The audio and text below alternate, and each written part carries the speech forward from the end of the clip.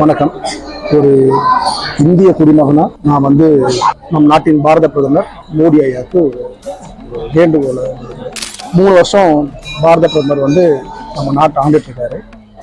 இத்தனை நாளில் இது வரைக்கும் ஒரு இந்திய குடிமகனா, ஒரு இந்திய நாட்டு பிரஜையா, ஒரு இந்தியாவில் ஓட்டு உரிமை உள்ள ஒரு ஆளாக எந்த ஒரு வேண்டுகோளுமே நான் பாரத பிரதமருக்கு நான் வச்சதில்லை. இப்போ நான் வேண்டி விரும்பி கேட்டுக்கிறது, நம்ம நாடு என்ன மாதிரியான நிலைமையில இருக்கு இது நாட்டுக்கே தெரியும். அதாவது ஈரான் அமெரிக்கா போர் நடக்குது. அந்த போர் சூழல்ல நம்ம நாட்டில் எப்போ வேணா லாக்டவுன் வரும்னு சொல்லிட்டு பிரதமரை அறிவிச்சிருக்காரு. அதுவும் இல்லாமல் தமிழ்நாட்டில் சிலிண்டர் தட்டுப்பாடு பெரிய விஷயமா இருக்கு. எப்போ என்ன நடக்கும்னு தெரியாம இந்திய மக்கள் எல்லாருமே ஒரு பெரிய பதட்டத்தில் இருக்காங்க.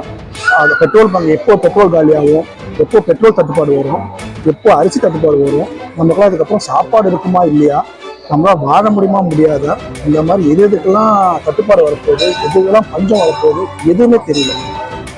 போதாக்குறைக்கு தமிழ்நாட்டில் இப்போ தேர்தல் நடந்துட்டு இருக்கு.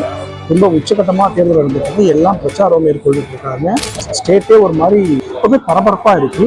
நமக்கு இந்த மாதிரியான டஃப் சுச்சுவேஷன்ல நமக்கு IPLன்ற ஒரு விளையாட்டு தேவை. சரிங்களா?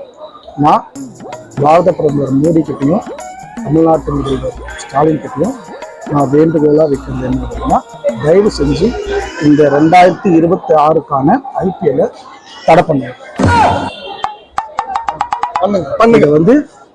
ஒரு IPL ரசிகனாகவும் ஒரு CSK ரசிகனாகவும் ஒரு கனத்த இதயத்தோட தான் இந்த கோரிக்கை நான் வைக்கிறேன்.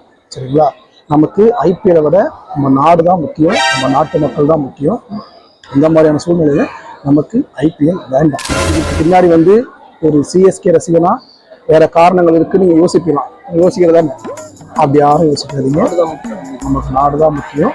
தயவு செஞ்சு IPL இந்த வருஷம் வேணாம். அதை தடை செய்யுங்க ஐயா.